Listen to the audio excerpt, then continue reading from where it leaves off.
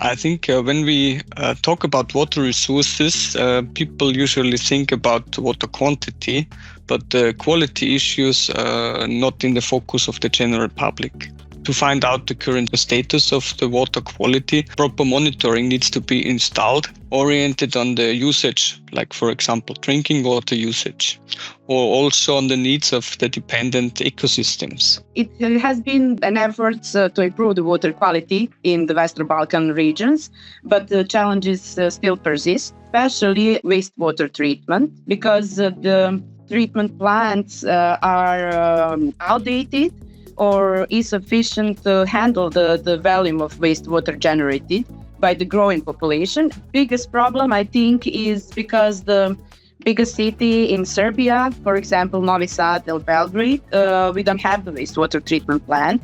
So all the sewage from the cities are going directly to the Danube as the biggest river in Europe. We are the biggest pollutants for this big river. It can be posing the risk to the public and also posing the risk to rivers and streams and compromising the water quality. Western Balkan, there has been a lot of industrial pollution, manufacturing, mining, processing. There is a lot of illegal dumps, and also the landfilling is not according to the standards. The diffuse pollution from agriculture plays a big role. And for example, the runoff and infiltration of the nutrients also cause nitrates pollution and eutrophication in waters. The destruction of important natural habitats through the expansion of the hydropower plants is also a big issue. Many countries have established water quality standards. Also, we have the water law. It established principles for water resource management, rights, responsibilities of water uses, water quality standards, provisions for environmental protection, including measures to prevent and control the pollutions. We have the law on integration, pollution prevention and control. This law is established especially for controlling the industrial pollution, and it requires the industry's facilities to obtain the permits and complying with emission levels with the best available technologies. We have a law of watershed management and flood protection, also another regulation and standards. And these include standards for specific pollutions, sampling, analysis procedures. We just finished the studies in our faculty for analysis of the situation in municipal wastewater management sector and guidelines for further development. And that is very important because Serbia is the country that, according to the national project Clean Serbia, the Ministry of Construction, Transport and Infrastructure, with cooperation with EU countries and Chinese partner, are planning to build the wastewater treatment plants. It's more than 2,500 treatment plants. And it is important to announce that we are now dealing with all that. We are trying to transpose all the environmental regulation from EU. So now in Serbia, we are trying to deal with all the problems that we have, especially in wastewater, and to protect the water bodies in Serbia.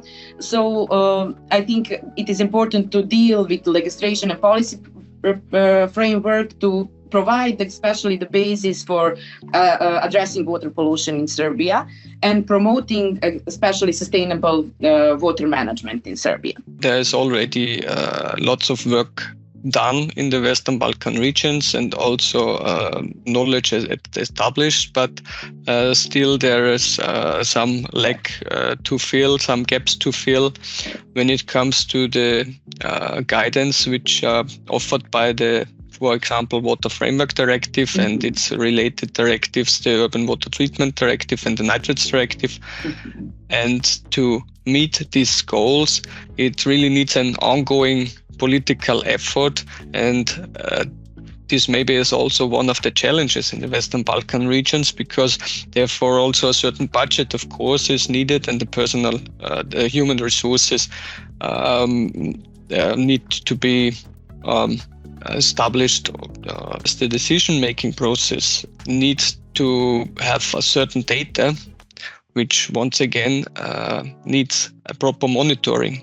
And this can be also cost-intensive and also needs time. You need regularly assessment of data to evaluate the status and to define appropriate measures. And within repeating circles, monitoring circles, you can adjust these measures to address the most urgent problems and to improve, in that way, to improve your water quality and quantity and the whole water management.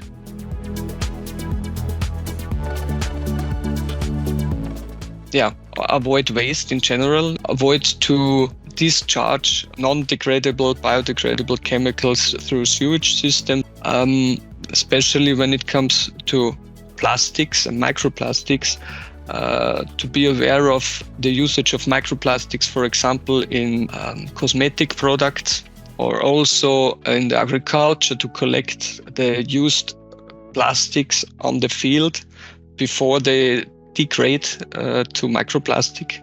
To use pesticides only when it really is necessary and not to do it in a preventive way. Also the proper storage of manure to avoid too much losses to the environment from nitrogen. I think that education spread awareness about water conservation, pollution prevention among families, community members. It's a crucial part of just trying to save the water. It is important to raise awareness about with the children, so they can just start to tell their parents what should they do, not to throw away the plastic bag, not buying the water in a plastic bag and something like that. They're just start to think about that, and then it is easier later. Yes, I think as we face growing water demands, and on the one hand, and on the others, changes in precipitation and water scarcity, more extreme weather events, we have an issue with the availability of water in many regions. This also affects the quality of water resources. To explain, for example, if the groundwater recharge decreases while the pollution remains the same, the concentration of soluble substances in the water can increase. When we have lowering water tables, there can be a loss of groundwater-dependent ecosystems that can also be affected in a negative way. The water pollution is often a transboundary issue too. So, for example, from the nitrogen loads, when we see the nitrogen loads in one country, they move through rivers, through the groundwater bodies, downstream, and end up in the coastal waters, maybe of another country. And there they have negative effects to the ecosystems, the fishery, also the bathing water quality, the bathing water conditions. And therefore, this issue has to be managed on a regional level, and also the measures have to be coordinated on a regional level. Serbia is a country that we have Danube, Sava, Drina, that is transboundary rivers. And it is the complex when you share the water. Especially when you have the countries that are dealing with water management, and then you have one country that are not dealing with water management. It is hard. Decision in one country can affect downstream nations. So it is important to control the pollution and require effective cooperation for this question. I wanted to add this climate change impact also. Vojvodina is a flat area, and we have a lot of canals. So we have a Danube-Tisa-Danube canal, and it has a lot of little canals connected to that canal. What was the main purpose of this? It was irrigation on one hand, and when it's a lot of rain, then just to collect the water. And throughout the years, in past 50 years, it was the discharging of wastewater in that little canals. So we have a lot of untreated sediment in that canals, and the main purpose of that canals are just lost. And now, when we have the climate changes, a lot of drought and a lot of flooding and a lot of rain, agricultural people are just using that for irrigation and the other to just storage the water. And now we have a problem because the main purpose of that canals are not in function. So when we have the climate change impact, we don't have that canals anymore. So we need to invest a lot of money just to treat that sediment, to deal with all that the questions about water quality and biota quality in that canals, and to just treat that sediment, discharge the sediment, and then to try to that climate change impact make smaller for that purpose.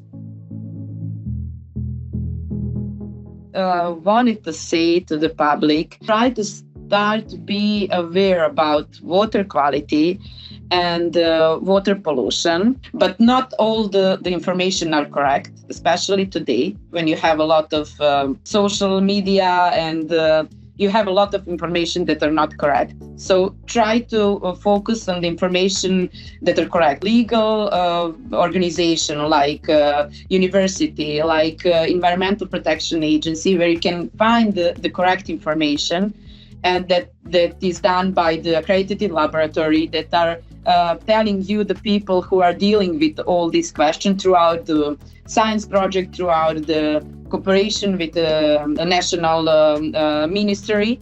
Try to be aware about the climate changes because it is happening. To be aware of the water resources, that groundwater especially. Once it is polluted, the pollution can last many years because of this slow recharge process. When we think of water resources, maybe sometimes we just used to take water out of wells and also springs, but don't really think about the water cycle and how easily this resource can be polluted. And that's our responsibility also to keep this resource for the next generations.